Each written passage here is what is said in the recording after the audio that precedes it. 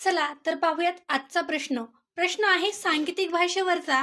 प्रश्न असा आहे की एका सांकेतिक भाषेमध्ये पवन हा शब्द 4, 5, 6 असा लिहितात. नळ हा शब्द 7, 4 असा लिहितात. तर याच सांकेतिक भाषेमध्ये वजन हा शब्द 5, 4, 2 या पद्धतीने लिहिला जातो. तर मग याच सांकेतिक भाषेमध्ये जळजळ हा शब्द कशा पद्धतीने लिहिला जाईल. या प्रश्नांमध्ये आपल्याला खालती एक नोट दिलेली असते आणि ती नोट अशी असते की चिन्ह किंवा अंक आणि अक्षरांचा क्रम सारखाच असेल असे नाही. ज्यावेळी आपल्याला ही नोट दिली जाते तेव्हा लक्षात ठेवा, प्रश्नांचा काहीच विचार न करता डायरेक्टली तुम्हाला या स्टेप फॉलो करायच्यात.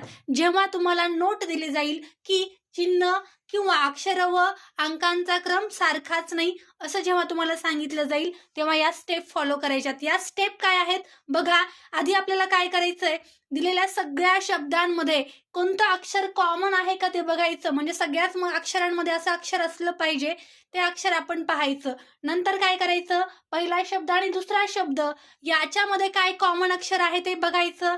नंतर पहिला शब्द आणि तिसरा शब्द याच्यामध्ये काय कॉमन आहे ते पहा.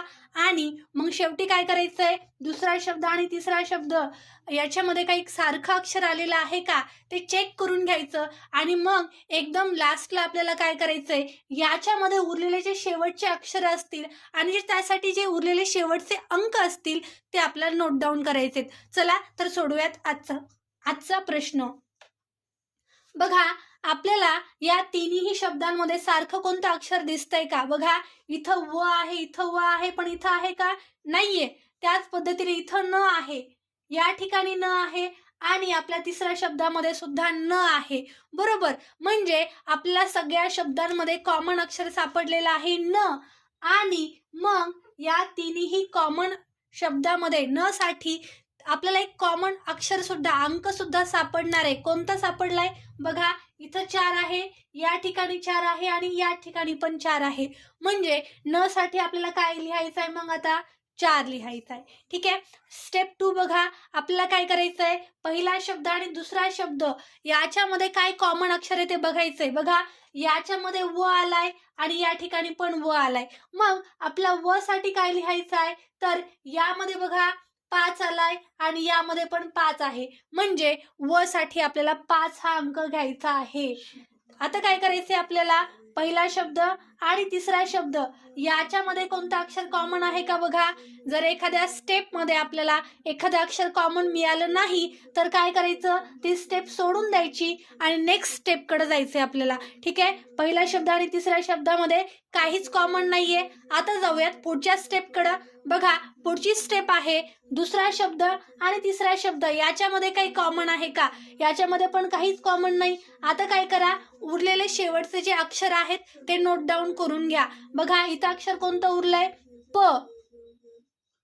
मग आपल्याला प साठी काय लिहावं लागेल, प साठी काय लिहावं लागेल, उरलेला अंक 6. नंतर इथं काय उरलाय, ज साठी कोणता अंक लिहावा लागेल, जो अंक उरलाय तो अंक लिहावा लागेल. आणि इथं आहे ल साठी कोणता अंक लिहावा लागेल, तर 7. आपला मेन क्वेश्चन आहे बघा, आपला जळ हा शब्द तयार करायचा आहे. शब्द तयार करायचा आहे आपल्याला जळ. बघा, ज साठी काय लिहिलंय आपण, 2. नंतर ल साठी काय आहे, 7. परत ज साठी काय आहे, 2 आणि ळ साठी काय आहे, 7. म्हणजे आपलं उत्तर असणार आहे 2 7 2 7. हे आपलं फायनल आन्सर असणार आहे आणि हे आहे ऑप्शन नंबर 4 मध्ये. अशा पद्धतीने आपला प्रश्न सॉल्व्ह करायचा आहे. परीक्षेमध्ये हमखास यावरती एक प्रश्न विचारला जातो. भेटूयात नेक्स्ट व्हिडिओमध्ये. तोपर्यंत सगळ्यांना tata bye bye, take care.